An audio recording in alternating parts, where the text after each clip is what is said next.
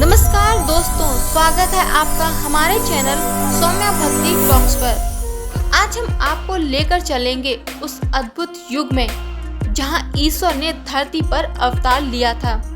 हम बात कर रहे हैं भगवान श्री कृष्ण की। आज की कहानी जुड़ी है उनके बचपन से और एक ऐसे खतरनाक नाग से जिसके डर से पूरा गोकुल और यमुना नदी का पानी कांप उठता था। तो आइए जानते हैं कि आखिर कैसे भगवान श्री कृष्ण ने कालिया नाग का मर्दन किया। तो इस वीडियो में हमारे साथ अंत तक बने रहें।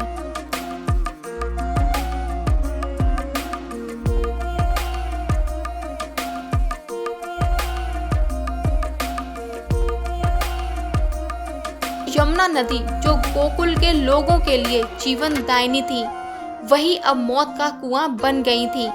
नदी का पानी नीला और विषैला हो चुका था। ऐसा माना जाता है कि ये सब उस भयावह नाग की वजह से था जिसका नाम था कालिया। कालिया नाग ने अपनी पत्नियों के साथ यमुना नदी के गहरे कुंड में अपना डेरा जमा लिया था। उसका विष इतना खतरनाक था कि नदी के ऊपर से उड़ने वाले पक्षी भी मरकर गिर जाते थे। अब आप सोच रहे होंगे कि ये कालिया नाग आखिर है कौन। तो आइए जानते हैं कि ये कालिया नाग कौन है।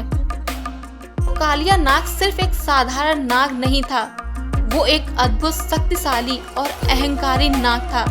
गरुड़ देव जो भगवान विष्णु के वाहन हैं, नागों के शत्रु माने जाते हैं। कालिया नाग ने गरुड़ के डर से अपनी जान बचाने के लिए वृंदावन में शरण ली थी। दरअसल यमुना नदी में एक ऐसा कुंड था जहां गरुड़ नहीं जा सकते थे क्योंकि वहां एक ऋषि ने उन्हें श्राप दिया था। कालिया नाग ने इसी बात का फायदा उठाकर और यमुना नदी को अपना नया घर बना लिया। लेकिन उसके आने से यमुना का पवित्र जल विषैला हो गया और वृंदावन के लोगों के लिए खतरा पैदा हो गया। एक दिन भगवान श्री कृष्ण जो बचपन में बहुत नटखट और प्यारे हुआ करते थे, अपने ग्वाल वालों के साथ अपनी लीलाएं कर रहे थे। गायों को चराते हुए, माखन खाते हुए और बांसुरी बजाते हुए गोकुल का हर कोना कान्हा की शरारतों से गूंजता था। एक दिन सभी ग्वाल बाल यमुना के किनारे गेंद खेल रहे थे। खेलते खेलते अचानक एक ऐसा हादसा हुआ जिसने सबको चौंका दिया।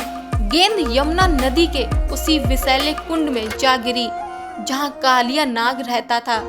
ग्वाल बाल डर गए और रोने लगे। वे जानते थे कि उस पानी में जाना मतलब मौत को गले लगाना है। लेकिन कान्हा जो एक बच्चा नहीं बल्कि ईश्वर का रूप थे, उन्होंने अपने मित्रों को डरने नहीं दिया। उन्होंने एक पल भी बिना सोचे सीधे यमुना नदी के तरफ चल दिए। उनके मित्रों ने उन्हें रोकने का बहुत प्रयास किया, परंतु कान्हा नहीं रुके। और फिर वो एक अद्भुत पल आया जब भगवान श्री कृष्ण एक ऊंचे कंदव के पेड़ पर चढ़कर सीधे उस विषैले कुंड में छलांग लगा दी। जैसे ही वे पानी में गिरे, एक जबरदस्त लहर उठी। इस हलचल से कालिया नाग बाहर आया। कालिया नाग ने सबसे पहले तो भगवान श्री कृष्ण को एक साधारण बच्चा समझा। उसने अपने सैकड़ों फनों को फैलाकर भगवान कृष्ण को डराने की कोशिश की। उसने भगवान कृष्ण के पूरे शरीर को जकड़ लिया। गोकुल के लोग जो ये सब देख रहे थे, सभी के सभी डर गए। यशोदा माँ और नंद बाबा भी दौड़कर वहां आए। उनकी आंखों में आंसू थे।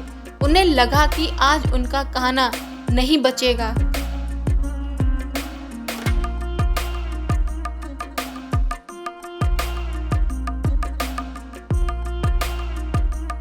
लेकिन दोस्तों, भगवान श्री कृष्ण को कौन बांध सकता था? वे तो स्वयं सृष्टि के रचयिता थे। भगवान कृष्ण ने अपने शरीर को इतना बड़ा कर लिया कि कालिया नाग की पकड़ भी ढीली हो गई। जैसे ही भगवान श्री कृष्ण कालिया नाग की पकड़ से छूटे, उनकी अद्भुत लीला शुरू हो गई।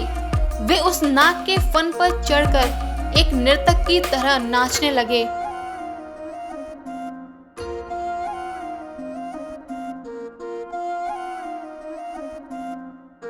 भगवान श्री कृष्ण के हर एक कदम से कालिया नाग के फन पर चोट लगती जा रही थी। कालिया नाग ने हार मान ली। उसका सारा अहंकार और घमंड चूर हो गया। दर्द से तड़पते हुए उसने भगवान श्री कृष्ण ने दया की भीख मांगी। उसकी पत्नियां नागिनें भगवान श्री कृष्ण के सामने हाथ जोड़कर खड़ी हो गईं और अपने पति को माफ करने की प्रार्थना करने लगीं। भगवान श्री कृष्ण जो करुणा के सागर थे, उन्होंने कालिया नाग को माफ कर दिया, लेकिन एक शर्त पर। भगवान श्री कृष्ण ने कालिया नाग से कहा कि उसे यमुना नदी और गोकुल को हमेशा के लिए छोड़ के कहीं और जाना होगा। कालिया नाग ने भगवान श्री कृष्ण को वचन दिया कि वो आज के बाद कभी किसी को नुकसान नहीं पहुंचाएगा और यमुना नदी को हमेशा के लिए शुद्ध करके जाएगा। तो दोस्तों, इस तरह कालिया नाग ने अपने अहंकार को छोड़कर भगवान कृष्ण के चरणों में आत्मसमर्पण कर दिया। उसने यमुना नदी को शुद्ध किया और अपनी पत्नियों के साथ हमेशा के लिए वहां से चला गया। यमुना नदी का पानी फिर से मीठा और निर्मल हो गया। ये कहानी सिर्फ एक नाग और एक बालक की लड़ाई नहीं, बल्कि कालिया नाग हमारा अहंकार, क्रोध और बुराई का प्रतीक है। यमुना नदी हमारे जीवन की पवित्रता का प्रतीक है। जब हमारा अहंकार हमारे जीवन को दूषित करता है, तब भगवान कृष्ण जो ज्ञान और सच्चाई का प्रतीक हैं, उस अहंकार को खत्म करते हैं। जैसे भगवान कृष्ण ने कालिया नाग का मर्दन किया, वैसे ही हमें भी अपने अंदर के अहंकार और बुराई को खत्म करना चाहिए, जिससे हमारा जीवन फिर से शुद्ध और पवित्र हो सके। ये कहानी हमें ये सिखाती है कि अहंकार का अंत हमेशा बुरा होता है। ये कहानी सिर्फ एक पौराणिक कथा नहीं, बल्कि हमारे जीवन का एक गहरा दर्शन है। कालिया नाग हमारे अंदर छिपे अहंकार, घमंड और बुराई का प्रतीक है। यमुना नदी हमारे जीवन की पवित्रता और हमारे समाज का प्रतीक है। जब हमारा अहंकार इतना बढ़ जाता है कि वो दूसरों के जीवन को दूषित करने लगता है, तो हमें एक आध्यात्मिक शक्ति की जरूरत होती है।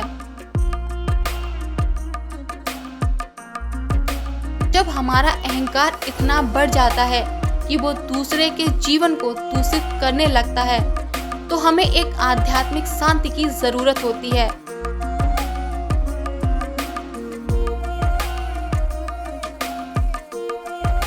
भगवान कृष्ण ने सिर्फ एक नाग का मर्दन नहीं किया, बल्कि हमें ये सिखाया है कि सत्य और धर्म की शक्ति के आगे अहंकार टिक नहीं सकता।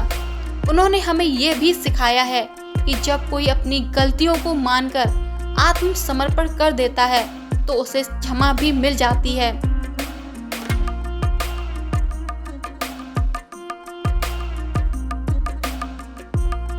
जब कालिया नाग ने अपनी बुराई को छोड़कर भगवान श्री कृष्ण के चरणों में शरण ली, तो उसे जीवन दान मिला। उसने यमुना को फिर से शुद्ध कर दिया। इसी तरह हमें भी अपने अंदर की बुराई को पहचानना चाहिए और उसे खत्म करने का साहस दिखाना चाहिए। तभी हमारे जीवन और हमारे आसपास का समाज भी शुद्ध और निर्मल हो जाएगा। यह कहानी हमें ये याद दिलाती है कि बुराई कितनी भी ताकतवर क्यों ना हो, अच्छाई हमेशा जीतती है। तो दोस्तों, कैसी लगी आपको ये कहानी, हमें कमेंट्स में ज़रूर बताएं और इस वीडियो को लाइक करें, शेयर करें और हमारे चैनल को सब्सक्राइब करना ना भूलें। मिलते हैं अगले वीडियो में, तब तक के लिए जय श्री कृष्ण।